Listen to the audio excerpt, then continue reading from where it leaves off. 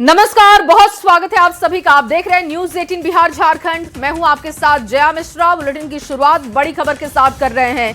दरभंगा लूटकांड पर सूत्रों के हवाले से बड़ी खबर आपके सामने रखेंगे। 2 करोड़ के लूटकांड में अब तक 6 आरोपियों की गिरफ्तारी हो चुकी है। दरभंगा पुलिस और एसटीएफ की संयुक्त कार्रवाई में यह सफलता हाथ लगी है। लूट के सामान की बरामदगी को लेकर लगातार छापेमारी जारी है। गिरफ्तार 6 में से 2 आरोपी मधुबनी के बताए जा रहे हैं। बेगूसराय के मंसूरचक में मुठभेड़ के बाद ये गिरफ्तारी की गई है। स्थानीय पुलिस फिलहाल जानकारी देने से बचती हुई दिख रही है। 3 अप्रैल को जेवर दुकान में एक बड़ी लूट की घटना को अंजाम दिया गया था और देखिए इसी मामले में 6 अपराधियों की गिरफ्तारी हो चुकी है और सामान बरामदगी के लिए लगातार छापेमारी हो रही है। इनसे पूछताछ करने के बाद उन जगहों पर पुलिस की टीम पहुंचने की कोशिश कर रही है जहां पर सामान इन्होंने छुपाया है। बेगूसराय में मुठभेड़ हुई थी और उसके बाद देखिए ये गिरफ्तारी की गई है। 6 लोगों की गिरफ्तारी इस मामले में हो चुकी है। 2 करोड़ की जेवर लूटकांड का ये मामला है। दरभंगा से ये खबर आई थी अब से कुछ दिन पहले और इस मामले में 6 अपराधियों की गिरफ्तारी हो चुकी है। विपिन कुमार दास ज्यादा जानकारी के साथ जुड़ चुके हैं। विपिन, 6 लोगों की गिरफ्तारी हो चुकी है। पुलिस कैसे पहुंची, क्या सामान की बरामदगी को लेकर अब तक कोई अपडेट है? जी बता दूं कि जब ये लूट कांड हुआ जिसके बाद तुरंत जो है त्वरित कार्रवाई करते हुए पुलिस जो है उनके लोकेशन पर गए छापेमारी शुरू की। लेकिन एक जो पुलिस को मिला जो कारीगर उनके यहाँ काम करता था उसका एक मित्र था जो पुलिस को कहीं ना कहीं उस पर शक हुआ और उस युवक को भी पुलिस ने यहाँ से अपने कब्जे में लिया और वो युवक ही जो है लाइन अप करना शुरू किया जो अपराधी को कुछ जिसमें जो लमसम बताया जा रहा है कि 10 से 12 अपराधी इसमें शामिल थे। तो उसमें कुछ को वो पहचान रहा था जिसके बाद उस सीसीटीवी आधार पर उसको पहचाना और पुलिस लगातार उन युवकों के पीछे लगी हुई थी जो बेगूसराय जो उनका घर था वहां जाके शरण लिया था। जिसके बाद पुलिस वहां दबिश देती है और कल जो देखा गया कि मुठभेड़ भी हुआ जिसमें घायल भी हुए। लेकिन पुलिस के दबिश के बावजूद 6 गिरफ्तारी होने के बावजूद भी पुलिस के हाथ अभी लूटे गए सामग्री बरामद नहीं हुई है।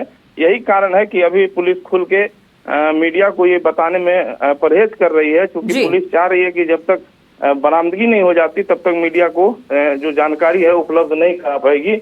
लेकिन अभी जो सूत्र है पुख्ता है कि जो 6 जो शामिल थे उनको गिरफ्तार किया गया है और की छापेमारी की जा रही है सामान की बरामदगी के लिए। ठीक है विपिन, आप नजर बना के रखिएगा, आगे भी आपसे अपडेट लेंगे। फिलहाल के लिए आपका बहुत शुक्रिया तमाम जानकारी के लिए। तो देखिए सूत्रों के हवाले से ये बड़ी जानकारी दे रहे हैं और जैसा कि रिपोर्टर विपिन कुमार दास भी बता रहे हैं कि 6 लोगों की गिरफ्तारी इस मामले में कर ली गई है। सामान की रिकवरी अब तक नहीं हो पाई है और इसीलिए लोकल पुलिस कुछ भी बयान देने से बचती हुई दिख रही है। तो खबर दानापुर से आपके सामने रख रहे हैं जहां पर ज्वेलर्स लूटकांड का पुलिस ने 72 घंटे के भीतर खुलासा कर दिया है। देखिए सीसीटीवी और तकनीकी जांच के आधार पर 5 आरोपियों को पुलिस ने गिरफ्तार कर लिया है और पूछताछ में खुलासा हुआ कि स्मैक के लिए पैसे जुटाने के लिए वारदात को अंजाम दिया गया। मास्टरमाइंड अनूप भारती समेत सभी आरोपी गिरफ्तार हो चुके हैं। पुलिस ने लूटी गई ज्वेलरी, हथियार, बाइक और चोरी की स्कूटी भी इनसे बरामद कर ली है। आपको बता दें कि 31 मार्च को नकाबपोश अपराधियों ने 1 मिनट 40 सेकंड में लूट की घटना को अंजाम दिया था। सभी आरोपी 19 से 21 साल के बीच में बताए जा रहे हैं। 3 दिन के भीतर 5 गिरफ्तारी हो चुकी है। ये सीसीटीवी फुटेज आपको दिखा रहे हैं। सामान की रिकवरी की जा चुकी है, वो तस्वीर भी आप देख रहे हैं। इस मामले में पुलिस ने तुरंत एक्शन लिया। 72 घंटे के भीतर मामले का खुलासा हुआ और सीसीटीवी फुटेज के आधार पर इन आरोपियों की पहचान की गई। टीम द्वारा 72 घंटे के अंतर्गत केस का सफलतापूर्वक उद्भेदन कर लिया गया है। इस घटना में जो भी अपराधकर्मी सम्मिलित थे सभी की गिरफ्तारी की गई है। अनूप भारती, अमन कुमार, रोहित कुमार, प्रिंस कुमार, अहम खान, इसमें से ये 5 जो हैं सिवान, छपरा और शाहपुर थाना क्षेत्र के रहने वाले हैं।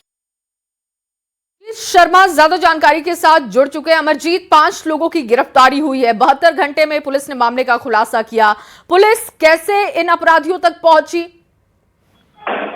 जी देखिए, सीसीटीवी और जो है टेक्निकल एविडेंस के आधार पर पुलिस जो है लगातार जिस दिन लूट की घटना हुई उसी दिन जो है ये पुलिस जो है कार्रवाई में जुट गई थी। और इस मामले में जिस तरह से सिटी एसपी ने बताया कि इसको डकैती की संज्ञा में दिया है, क्योंकि 5 लोग शामिल थे इस लूट की घटना में और 5 की गिरफ्तारी हो गई है। और उसी टेक्निकल एविडेंस के आधार पर जब जो है सबसे पहले जो है मुख्य आरोपी अनूप भारती को पकड़ा गया और उसने बताया कि किस तरह से जो है इस घटना को अंजाम दिया गया। उसने बताया कि इसमें जो है रोहित कुमार जो शाहपुर जो घटना स्थल के लगभग जो है 5 किलोमीटर की दूरी पर रहता है, उसको जो है रेकी के लिए भेजा गया था। और रेकी में जो है जो ये वैष्णवी ज्वेलर्स है, इसको उसने जो है सेफ जोन मान करके कि जो है पकड़ाएंगे नहीं, ये मान करके उसने जो है यहाँ पर डकैती की घटना को अंजाम दिया और दिन दहाड़े घटना को अंजाम दिया।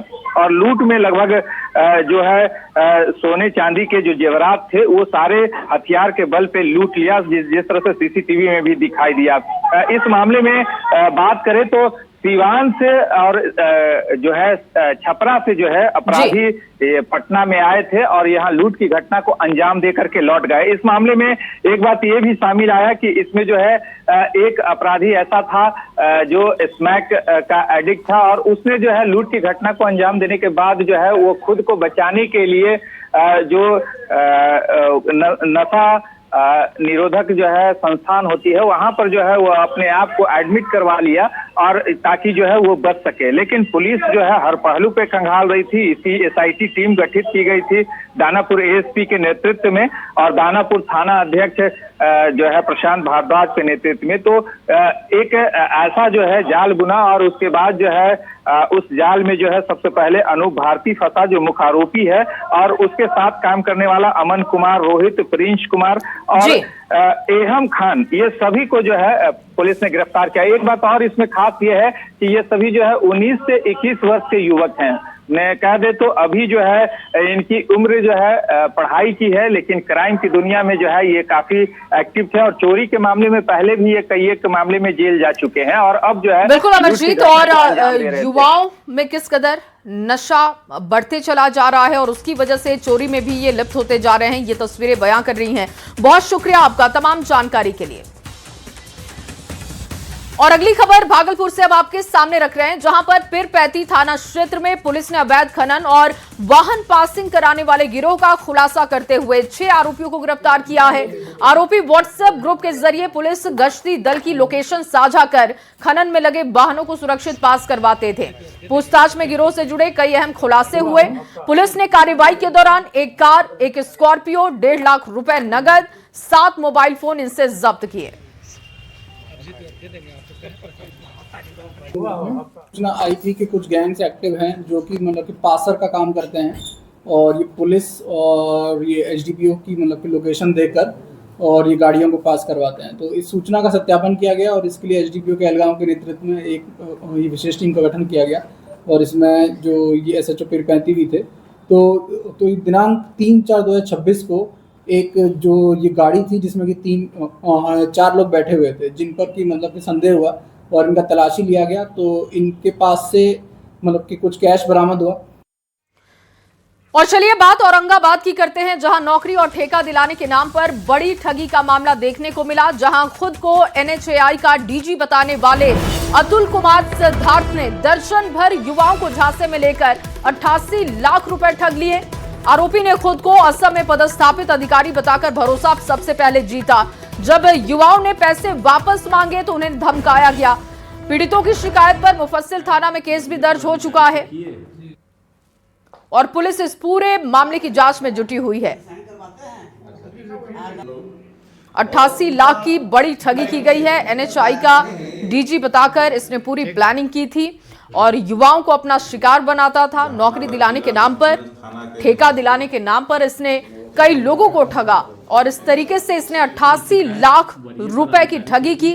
जब लोगों ने पैसे मांगने शुरू किए तो ये उनको धमकाना शुरू किया, जिसकी शिकायत थाने तक पहुंची। मामले की जांच की गई तो ये पूरा मामला ठगी का निकला। बातचीत किया, अच्छा प्रेम व्यवहार बनाया। उसी के दौरान बोला कि मैं आपके लिए कुछ अच्छा कर सकता हूं, मैं पदाधिकारी हूं, से आप नौकरी कर लीजिए एनएचआई में, अच्छा रहेगा। इसमें पदाधिकारी लोग के अंडर में रहता है कि नौकरी 2, 4, 10 लड़का लोग को करवा सकता है। तो इसी पर विचार उचार कर करके हम लोग भाई दिए उसको पेमेंट। 3 लाख रुपया स्टार्टिंग में लिया हमसे। उसके बाद फिर बोला कि कम से कम 10-15 लड़का आपको व्यवस्था करना पड़ेगा। तो हम अपने सारे हितजन से बातचीत किए, बातचीत कर करके उसको पैसा दिए।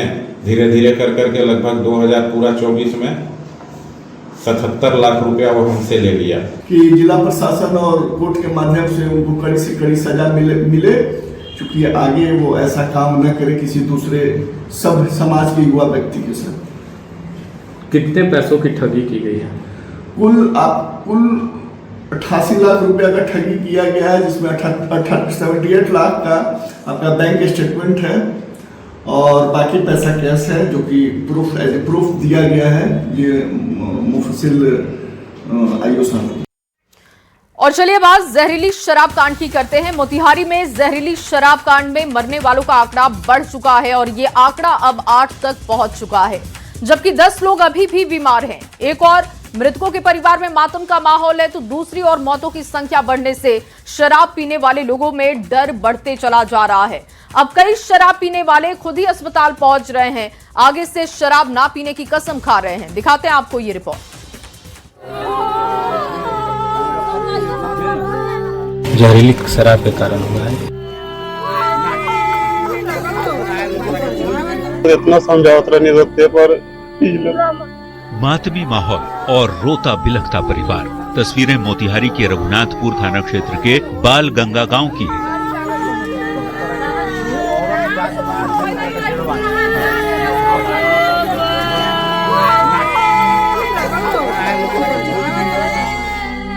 घर का मुखिया संपत शाह अब इस दुनिया में नहीं रहे। घर का मुखिया जहरीली शराब से मोतिहारी में शनिवार दोपहर तक जिन 7 लोगों की जान गई है, उसमें एक संपत शाह भी हैं। अब पत्नी दहाड़ मारकर रो रही है और दोनों बच्चे बदहवास हैं। इस पूरे इलाके में कुछ ऐसी ही तस्वीरें दिख रही हैं। जैसे जैसे समय बढ़ रहा है, मातमी शोर तेज होता जा रहा है। रेफर हुआ था, हम लोग ले जाते थे पटना, रास्ता में मौत हो गई। क्या करते थे पापा? किसान के काम करते थे। शुक्रवार शाम तक 5 लोगों की मौत हुई थी। शनिवार सुबह होते होते 2 और लोग लाल किशोर यादव और लड्डू शाह काल के गाल में समा गए, जबकि 11 अस्पताल के बिस्तर पर जिंदगी की जंग लड़ रहे हैं। अब हर तरफ डर का माहौल है। चक्कर करा शराब पिए थे? कितना? कब पिए थे? हालात का अंदाजा इसी बात से लगा सकते हैं कि शराब पीने वाले खुद ही अस्पताल पहुंच रहे हैं। कहिए पिले नहीं बुझ गए। अच्छा, परसों रात पी बैठा। कौन बैठा? जिमू बैठा ना। मौत का खौफ इतना है कि शराबी आगे से शराब न पीने की कस्में भी खा रहे हैं। 100 रुपए में ले रहे? 2 गिलास के 50 रुपया। कान पकड़े कार्रवाई के नाम पर भले ही एक चौकीदार को अरेस्ट किया गया है, तुरकोलिया थाने के एसएचओ को सस्पेंड किया गया है, 2-4 धंधेबाज भी पकड़े गए जिन लोगों ने जहरीली शराब बनाने और स्प्रिट बेचने की बात भी मानी। लेकिन शनिवार रात तक हुए इन 8 लोगों की मौत का जिम्मेदार कौन है? ऐसे लोगों का परमानेंट इलाज कब होगा और कब थमेगा जहरीली जाम से जान जाने का सिलसिला? न्यूज़ 18 के लिए मोतिहारी से अवनीश कुमार सिंह के साथ ब्यूरो। और चलिए इस मामले में आपको एक बड़ा अपडेट देते हैं। बड़ी खबर मोतिहारी से, जहां जहरीली शराब कांड में अस्पताल में भर्ती 8वें व्यक्ति मोहम्मद इलियास अंसारी की मौत हो चुकी है, जिसके बाद उनके शव को पोस्टमार्टम के लिए सदर अस्पताल लाया गया। बताया जा रहा है कि मोहम्मद इलियास अंसारी अपनी बेटी की शादी पिछले दिनों उन्होंने की थी और कल ही अपनी बेटी की विदाई करने के बाद उन्होंने शराब का सेवन किया। इसके बाद उनकी तबीयत खराब हो गई। परिजन उनको सदर अस्पताल लेकर पहुंचे, लेकिन बेहतर इलाज के लिए दूसरे जगह उनको ले जाया गया। रास्ते में ही उनकी मौत हो गई। हालांकि जैसे कि सवेरे 8 बजे दारू बुलाने बैरिया बाजार चौक हो, बाद में 11 बजे से 8 से 9 लोग चले के आदमी वाला सदर अस्पताल में बड़ा जाम जुम रख, पुलिस ना टपे तो मेरा कहना आदमी याद और सीरियस मामला हो गया। अब बच्चे से रिफर कर लगा मुजफ्फरपुर, तो बोले कि प्राइवेट हॉस्पिटल में ले चला जाओ, तले रास्ते में टेट कर। और अब आपके सामने वाल्मीकि नगर से एक बड़ी खबर रखने जा रहे हैं। पश्चिम चंपारण दौरे पर आज नीतीश कुमार होंगे। वाल्मीकि नगर टाइगर रिजर्व को वो सौगातें देने वाले हैं। वीटीआर को कई योजनाओं की सौगात देने वाले हैं। 2 नहर पथ का भी वो निरीक्षण करेंगे। इसके अलावा आपको बता दें कि लव कुश पार्क का भी जायजा लिया जाएगा। सीएम के दौरे को लेकर बॉर्डर पर हाई अलर्ट है। इसको लेकर पर्यटन केंद्र का जो शिलान्यास कार्यक्रम है उसकी तैयारियां भी हो रही हैं। गिद्ध संरक्षण केंद्र का भी उद्घाटन आज होने वाला है। जंगल सफारी गाड़ी को भी हरी झंडी दिखाई जाएगी। वीटीआर को कई योजनाओं की सौगात मिलेगी। 2 नहर पथ का निरीक्षण सीएम करने वाले हैं।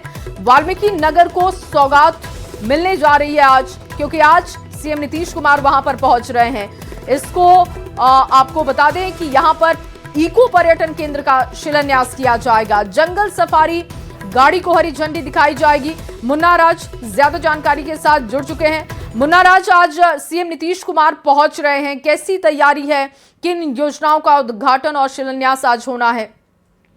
नीतीश कुमार वाल्मीकि नगर हवाई अड्डा पहुंचेंगे, जहां से सीधे वे कन्वेंशन सेंटर पहुंचेंगे। और मुख्यमंत्री ने पिछली यात्रा के दौरान तमाम कई योजनाओं का शिलान्यास किया था, जिसकी जमीनी हकीकत क्या है, उसी में एक 2 नहर पहुंच पथ है, उसका भी निरीक्षण करने का कार्यक्रम मुख्यमंत्री का रखा गया है। और इसके बाद वाल्मीकि टाइगर रिजर्व से जुड़े हुए तमाम योजनाएं हैं। विशेष तौर पर वाल्मीकि टाइगर रिजर्व में यह पहला मौका है जब गिद्ध प्रजनन केंद्र बनाने की तैयारी चल रही है, और उसका उद्घाटन भी मुख्यमंत्री नीतीश कुमार करेंगे। और पर्यटन के क्षेत्र में हाल के दिनों में जो सफारी सेवा से लेकर कई नई सेवाएं जो शुरू होने वाली है, तो वाल्मीकि टाइगर रिजर्व को एक बड़ा सौगात मिलने वाला है। जो हाल के दिनों में जिस तरह से पर्यटकों की संख्या वाल्मीकि नगर टाइगर रिजर्व में बढ़ रही है, इसको कैसे और आगे बढ़ाया जाए, इसको लेकर कई ऐसी योजनाएं हैं जो आज बिहार को मिलने वाली है। और इसके साथ पर्यटन के लिहाज से भी सीएम का दौरा बहुत अहम है। कितने बजे सीएम पहुंचेंगे और लगभग कितनी करोड़ की योजनाएं हैं जिनकी सौगात आज वाल्मीकि नगर को मिलने जा रही है? मुख्यमंत्री हवाई अड्डा करीब 3 बजे पहुंचेंगे और वाल्मीकि नगर में करीब 1 घंटा 15 मिनट का कार्यक्रम रखा गया है, जिसके दौरान वे योजनाओं का निरीक्षण करेंगे, उद्घाटन करेंगे। और इंटरनेशनल कन्वेंशन सेंटर जो वाल्मीकि नगर में जो बनाया गया है, और मुख्यमंत्री नीतीश कुमार ने खुद अपने देखरेख में इस कन्वेंशन सेंटर को तैयार किया है, तो उसको भी बिहार को सौंपने की तैयारी चल रही है। क्योंकि अभी तक कन्वेंशन सेंटर बंद जरूर गया था, लेकिन उसको अभी सौंपा नहीं गया था। हाल के दिनों में मौर्या होटल के साथ सरकार ने एमयू साइन किया है, और इस इंटरनेशनल कन्वेंशन सेंटर को विधिवत अब चालू करने की तैयारी भी आज से शुरू हो जाएगी। जी, बहुत शुक्रिया आपका तमाम जानकारी के लिए। तो देखिए, 2 नहर पथ का निरीक्षण करेंगे सीएम। लगभग करोड़ों की योजनाओं की सौगात मिलने जा रही है। लव कुश पार्क का भी जायजा लेंगे। इसके अलावा आपको बता दें कि इको पर्यटन केंद्र जिसका शिलान्यास आज सीएम करेंगे, और इसके अलावा जो अहम प्रोजेक्ट हैं वो पर्यटन के लिहाज से बहुत महत्वपूर्ण है। पश्चिम चंपारण दौरे पर आज नीतीश कुमार पहुंचेंगे। लगभग 3 बजे वो पहुंचने वाले हैं। 1.5 घंटे का कार्यक्रम वाल्मीकि नगर में रहेगा। और अगली बड़ी खबर रांची से अब आपके सामने रख रहे हैं, जहां पर स्टील गोदाम में आग लग गई है। दमकल की टीम ने आग पर काबू पाया है। आग लगने की वजह अब तक साफ नहीं है। गोदाम में रखा काफी सामान जलकर खाक हो चुका है। लकड़ी में आग लगी और ये आग फैलती चली गई। कोकर इलाके का ये मामला आपको बता रहे हैं। और ये तस्वीरें आप देख रहे हैं, मौके की तस्वीरें, जहां पर भयंकर आग लगी है। इसके पीछे की वजह क्या है, इसकी जांच की जा रही है। बताया जा रहा है कि नुकसान काफी बड़ा है। लकड़ी में आग लगी, ये आग फैलती हुई चली गई, पूरे गोदाम को अपनी चपेट में ले लिया। दमकल विभाग की टीम को जब जानकारी दी गई, टीम मौके पर पहुंची। फिलहाल वहां पर स्थिति को कंट्रोल कर लिया गया है। आग पर काबू पाया जा चुका है, लेकिन आग लगने के पीछे की वजह क्या है ये अब तक साफ नहीं है, जिसकी जानकारी पुलिस जुटा रही है।